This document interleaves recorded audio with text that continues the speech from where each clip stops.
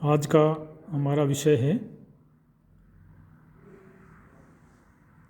पैमाने के प्रतिफल।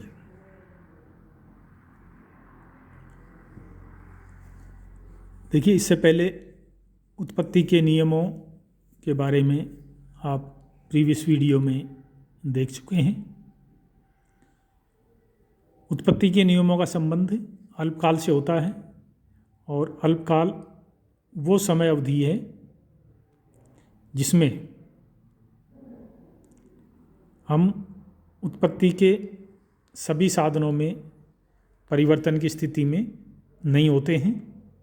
अच्छा, कुछ साधनों को स्थिर रखा जाता है, लेकिन दीर्घकाल में हम सभी साधनों में परिवर्तन कर सकते हैं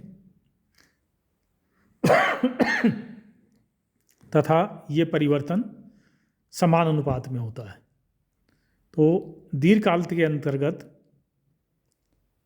समान अनुपात में उत्पत्ति के साधनों में परिवर्तन करने पर उत्पादन पर जो प्रभाव पड़ता है उसके माप को हम पैमाने के प्रतिफल कहते हैं। ये 3 प्रकार के होते हैं। नंबर 1, पैमाने के बढ़ते प्रतिफल, यानी जब सभी साधनों को एक ही अनुपात में बढ़ाया जाता है तथा इसके परिणाम स्वरूप यदि उत्पादन में उससे अधिक अनुपात में वृद्धि हो जाती है तो इसको हम पैमाने के बढ़ते हुए प्रतिफल कहते हैं। जैसा कि आप ये रेखा चित्र देख रहे हैं, रेखा चित्र में आप देख रहे हैं कि उत्पादन में जो वृद्धि है वो 10-10 का अंतर है, लेकिन साधन वृद्धि इसके प्रत्येक उसके साथ में घटती जाती है। इसका मतलब अगली 10 इकाई के उत्पादन के लिए कम साधनों की आवश्यकता होती है। इसका मतलब यहाँ उत्पत्ति वृद्धि नियम क्रियाशील है। इसके बाद आता है पैमाने के समता प्रतिफल।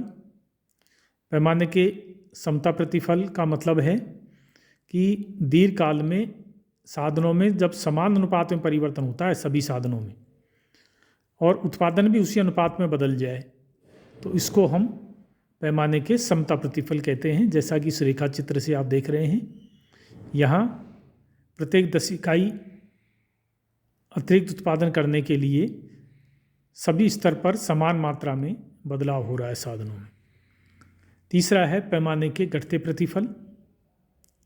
यहाँ जब साधनों में समान अनुपात में परिवर्तन करते हैं और उत्पादन में अनुपात से कम वृद्धि होती है या कमी होती है तो उसको हम पैमाने के घटते प्रतिफल कहते हैं। जैसा आप इसमें देखिए, ये प्रत्येक 10-10 इकाई का अंतर है, लेकिन प्रत्येक वृद्धि के लिए साधनों की मात्रा बढ़ती जाती है। अतः ये पैमाने के घटिया प्रतिफल यहाँ स्पष्ट हो रहे हैं।